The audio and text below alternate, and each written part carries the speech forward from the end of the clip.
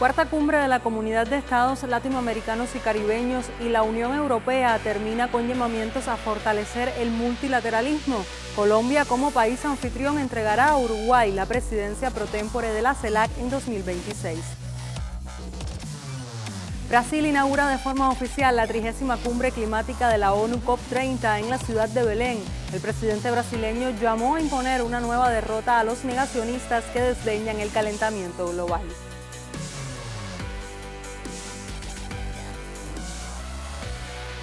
Y el Senado de Estados Unidos aprobó un voto de procedimiento que supuso un primer paso hacia la apertura del gobierno tras 40 días de cierre y negociaciones estancadas. 8 senadores demócratas se unieron a la bancada republicana para avanzar el proyecto de ley que lo desbloquee. Saludos, bienvenidos a El Mundo Ahora. Con los adelantos de las noticias más relevantes de esta jornada ya comenzamos. Acompáñenos durante los próximos 27 minutos de programa.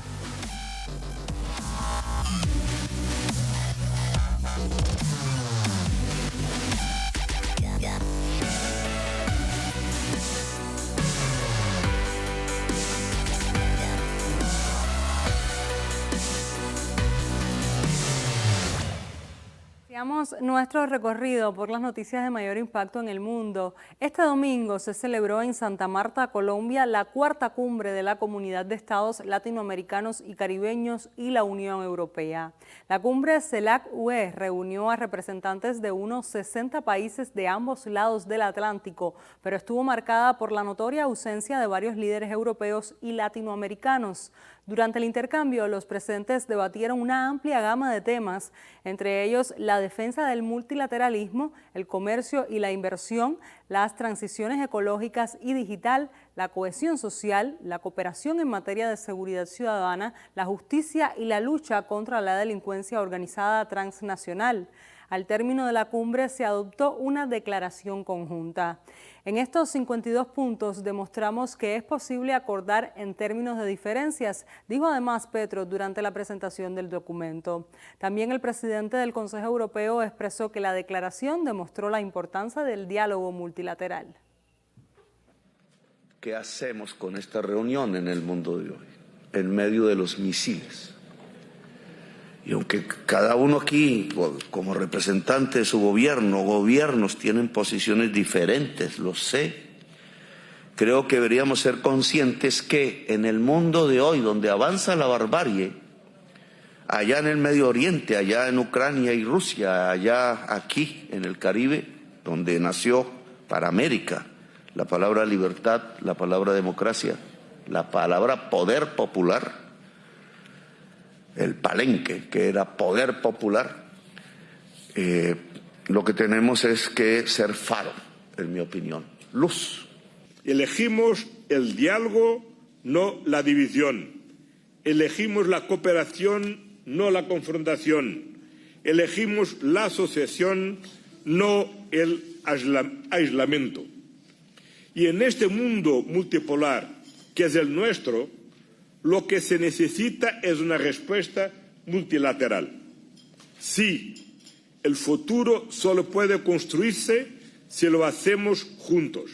El futuro debe pertenecer a todos, no pertenecerá a nadie. La cuarta cumbre CELAC-UE fue copresidida por el presidente de Colombia, Gustavo Petro, en su actual función de presidente pro tempore de la CELAC, y el presidente del Consejo Europeo, Antonio Costa. Tanto el presidente colombiano, Gustavo Petro, como el presidente del Consejo Europeo, Antonio Costa, hicieron llamados a la unidad al dirigirse a la cumbre.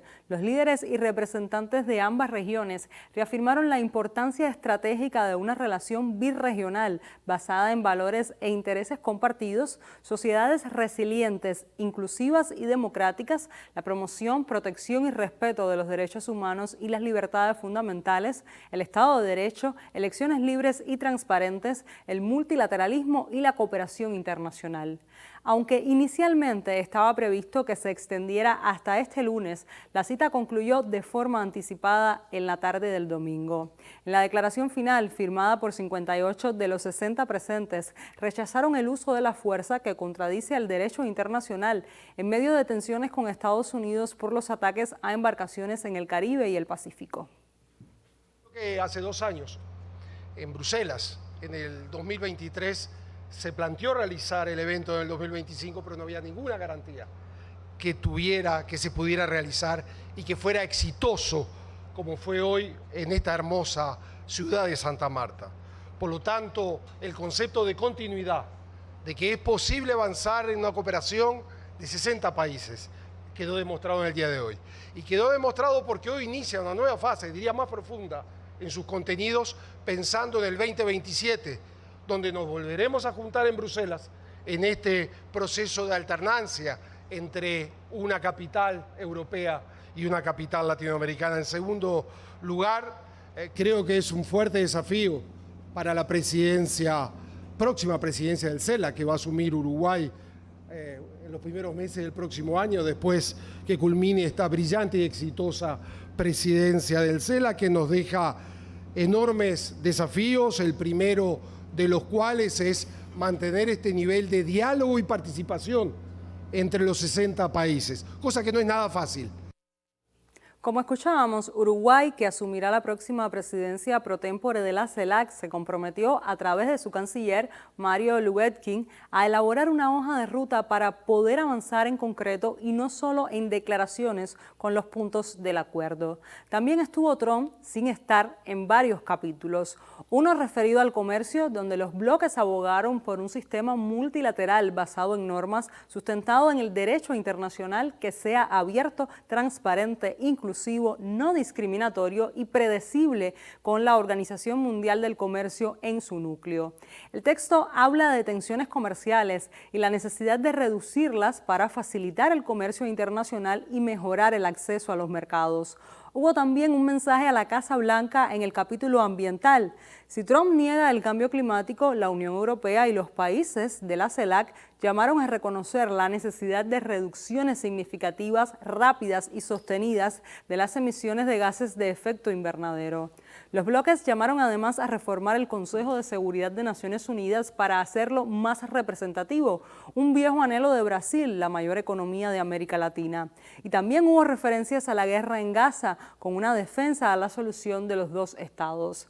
En el capítulo dedicado a la migración, los bloques coincidieron en fortalecer la cooperación en la gestión, incluidos los procesos de retorno, una referencia a la política de expulsión de Donald Trump. Un conjunto de valores.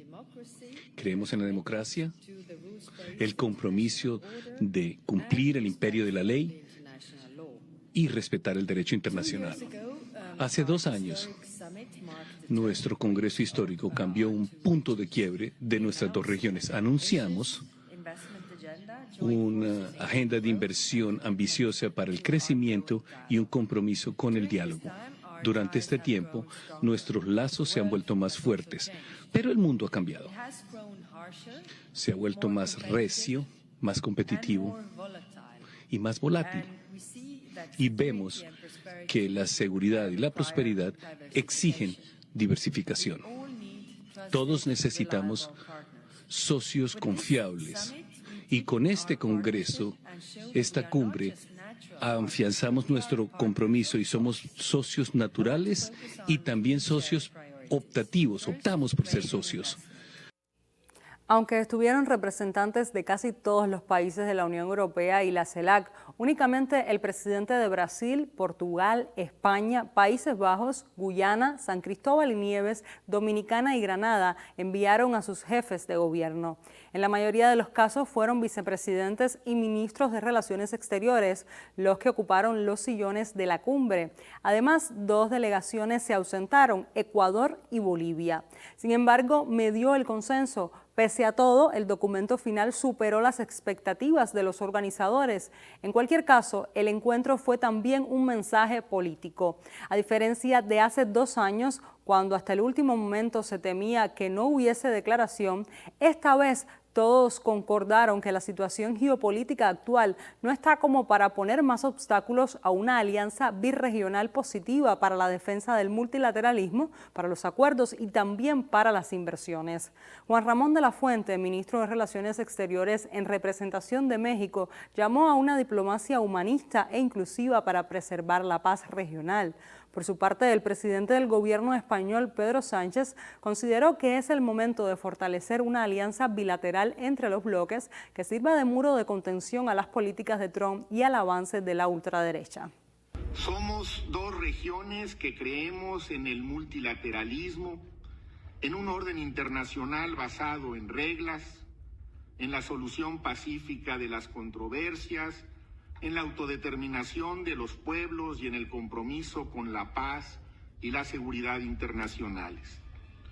México quiere reafirmar en este espacio la plena vigencia de la proclama de América Latina y el Caribe como zona de paz y nuestro compromiso absoluto con la soberanía, la integridad territorial y la autodeterminación de los pueblos.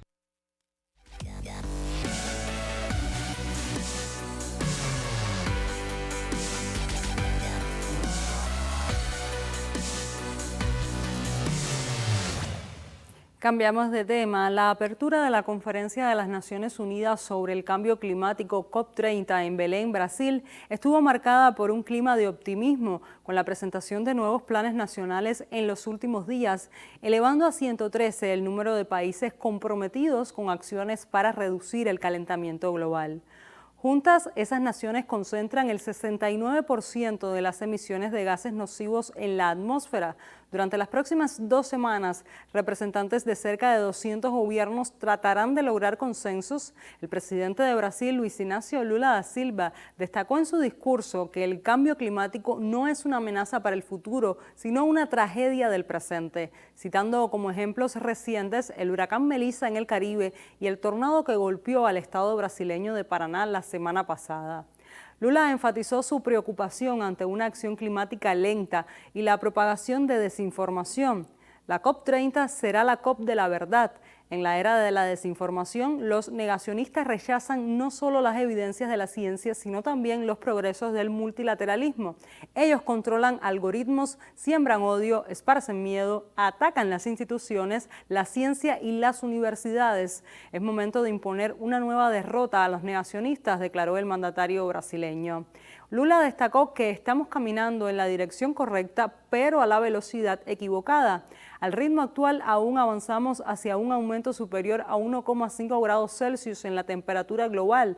Romper esa barrera es un riesgo que no podemos correr. Ustedes que vienen de otros países, que están aquí para participar en este evento,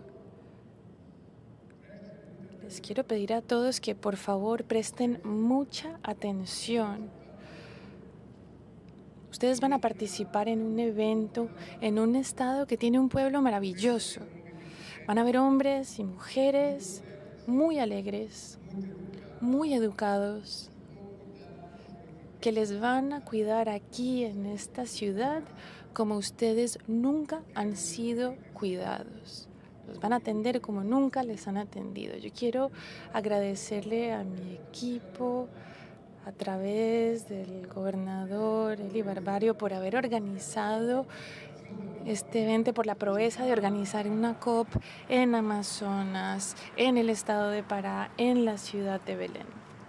Y quiero decirles también que hacer la COP aquí ha sido un desafío tan titánico como lo es poner fin a la contaminación del planeta Tierra. Habría sido más fácil organizar esta COP en una ciudad que ya está hecha, una ciudad que no tiene problemas. Pero decidimos aceptar el desafío de organizar esta COP en el estado de Amazonas para demostrar que cuando existe la voluntad política, cuando existe la disposición, cuando existe el compromiso con la verdad, se puede demostrar que no hay nada imposible para la humanidad. Si hay valentía, se puede enfrentar cualquier desafío.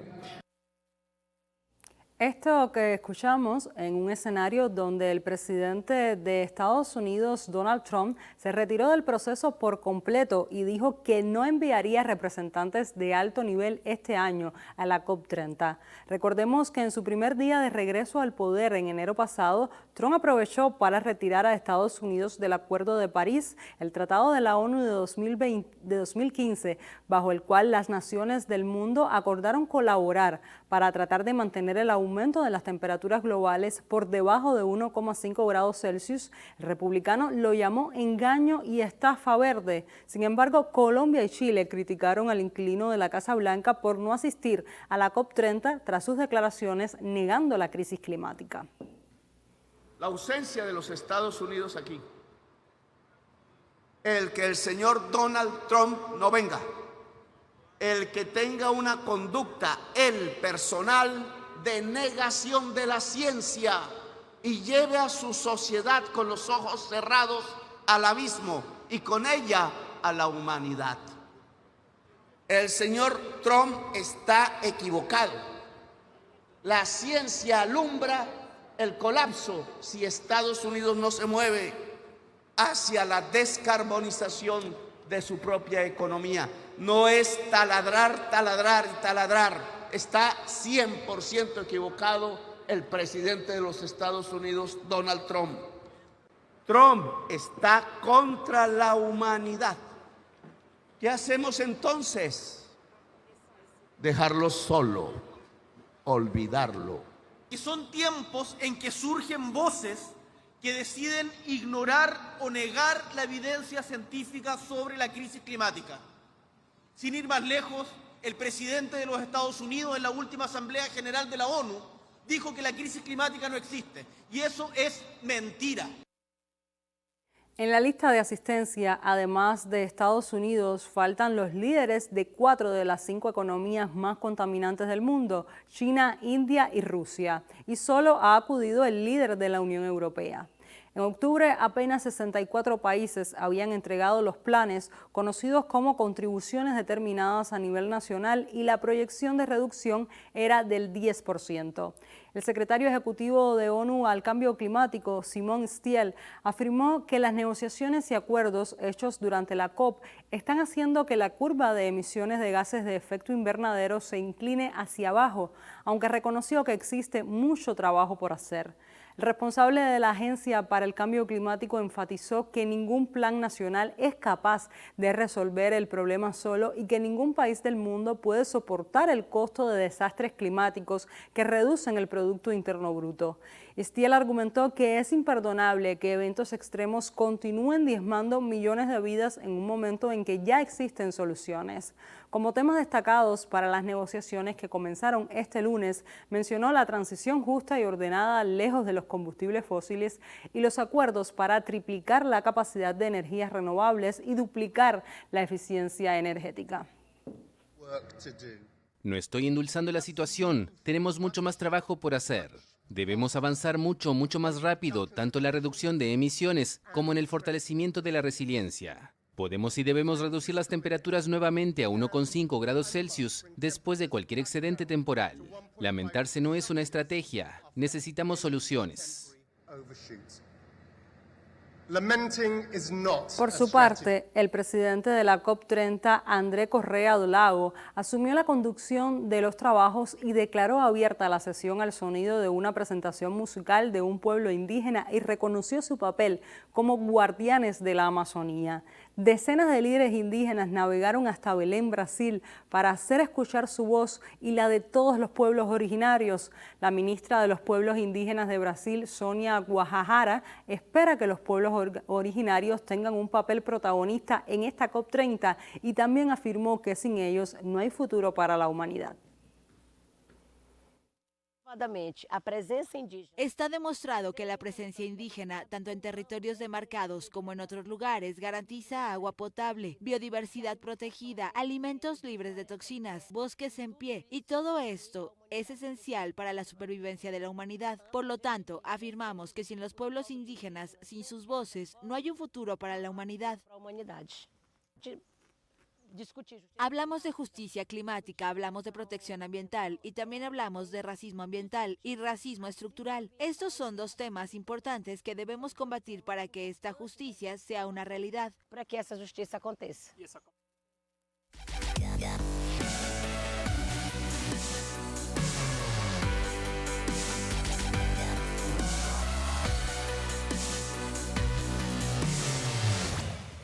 Cambiamos de tema. La Cámara Alta del Congreso de Estados Unidos aprobó un proyecto de ley para financiar hasta el 30 de enero de 2026 el gobierno federal, cuyo cierre ya se extiende por 40 días. 8 senadores del Partido Demócrata decidieron secundar la propuesta presentada por el bando republicano a cambio de una futura votación que incluía la extensión de subsidios contemplados en la Ley de Cuidado de Salud Asequible, conocida popularmente como ACA. No obstante, el acuerdo de este fin de semana no contempla las ayudas por cuestiones de salud. Para concretarse, la medida debe ser ratificada por la Cámara de Representantes y firmada por el presidente Donald Trump. Entre las cláusulas figuran la prohibición a las agencias federales a despedir empleados hasta el 30 de enero del próximo año. Además, frenaría la campaña de Trump para reducir la plantilla de los trabajadores del gobierno. Asimismo, se reincorporarían a sus puestos de trabajo los empleados que recibieron notificaciones de disminución del personal y reembolsaría a los estados que utilizaron sus fondos para mantener en funcionamiento los programas federales durante el cierre. El proyecto también contempla el pago retroactivo de salarios para los trabajadores federales, incluidos los miembros de las Fuerzas Armadas, los agentes de la patrulla fronteriza y los controladores de vuelo. De esta manera, los resultados en el Congreso de Estados Unidos generaron diversas críticas desde las filas del Partido Demócrata. Expertos aseguran que se trata de una fractura a lo interno de la agrupación política tras 14 votaciones en la Cámara Alta del Poder Legislativo. Veamos las declaraciones de algunos políticos del bloque azul que votaron con los republicanos. Today, the Senate voted to start reopening the government. We took a big step forward to protect the health care of tens of millions of Americans in exchange for funding through January 31st. This agreement will give Democrats control of the Senate floor for a vote on one of our top legislative priorities, extending the Affordable Care Act premium tax credits. This is important when Republicans control every branch of government. Those of us here and those of us certainly participating in the Democratic caucus are 100% committed to working on the issue of the ACA premium tax credits and preserving access to health care for millions of Americans. The question before us is how's the best way to get there? And it was our judgment after 6 weeks, going on 7 weeks of this shutdown, that path wasn't working. This agreement funds SNAP and food assistance programs, ensures that law enforcement, air traffic controllers, and other federal workers get paid, reverses the president's recent reckless layoffs and prevents them from happening in the future, and crucially, gives Congress a clear path forward to protecting people's health care. Espero que los republicanos estén en la mesa de negociaciones en las próximas semanas. Espero que la Casa Blanca esté en la mesa de negociaciones. Y si deciden no venir a la mesa de negociaciones, pueden asumir la responsabilidad de los desastrosos aumentos de las primas que seguirán subiendo. El actual cierre del gobierno federal en Estados Unidos, el más largo de su historia, ha dejado importantes lecciones para las dos agrupaciones políticas más grandes de la nación norteña. A lo interno del Partido Demócrata se evidencia una profunda crisis de identidad sin una respuesta clara. El bloque azul permanece dividido entre el ala tradicional, moderada y pragmática, así como con una nueva generación de líderes más progresistas, representados por figuras como Ocasio-Cortez, Sanders o Mamdani. Tras la aprobación del reciente acuerdo, el verdadero ganador fue Donald Trump y los republicanos, quienes hicieron ceder a la oposición para desbloquear la crisis de financiamiento. Desde el punto de vista económico, medios estadounidenses estiman que el costo del cierre del gobierno equivale a una cifra que oscila entre 10.000 y 30.000 millones de dólares por cada semana. En poco más de un mes, cientos de trabajadores federales trabajaron sin percibir salarios. Se detuvieron las operaciones en un número considerable de aeropuertos, así como agencias de seguridad operaron con mínimo de empleados. Pero más allá de las cifras, el impacto simbólico es aún mayor. Muestra a una nación polarizada, incapaz de encontrar consensos duraderos incluso en los temas más básicos de gobernabilidad. Con respecto a este tema, el presidente de la Cámara de Representantes, el republicano Mike Johnson, se mostró complacido, pues según sus palabras, algunos demócratas entendieron que estaban errados. Johnson aseguró que llamará con prontitud a los miembros de la Cámara Baja para que regresen a la capital del país e iniciar de inmediato las votaciones para luego llevar el acuerdo al escritorio de Trump en el despacho Oval. Shutting down the government never produces anything. It never has, if you study history. And so here we are. I want to remind everybody this morning of another critical point that you've heard me here repeat over and over the last several weeks.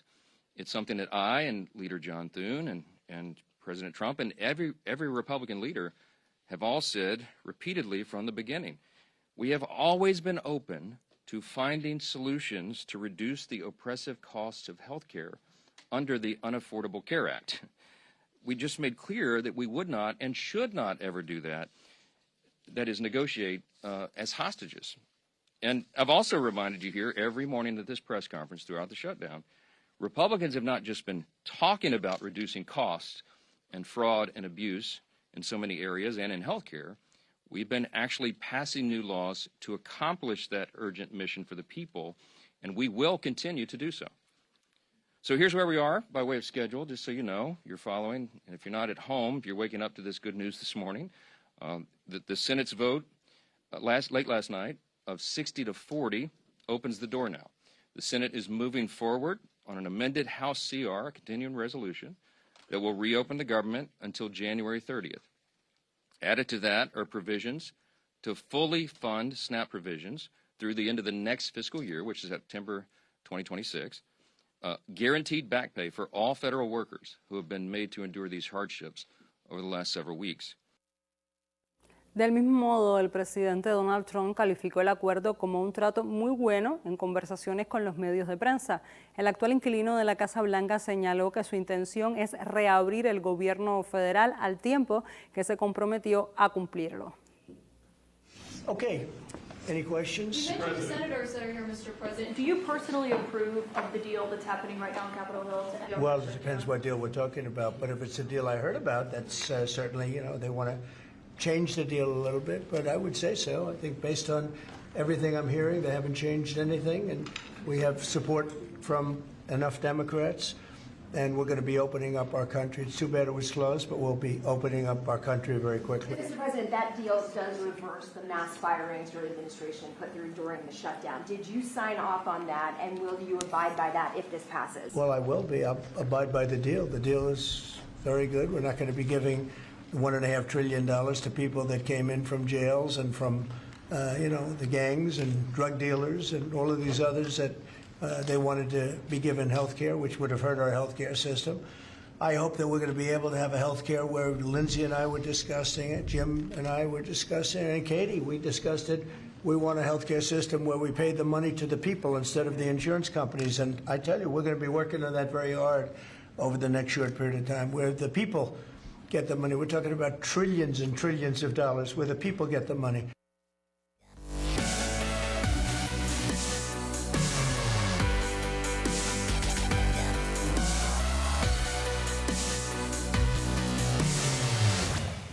Con el repaso de las noticias más relevantes del panorama internacional en las últimas horas, ponemos punto final a esta emisión del programa. Manténgase informado en el canal cubano de noticias.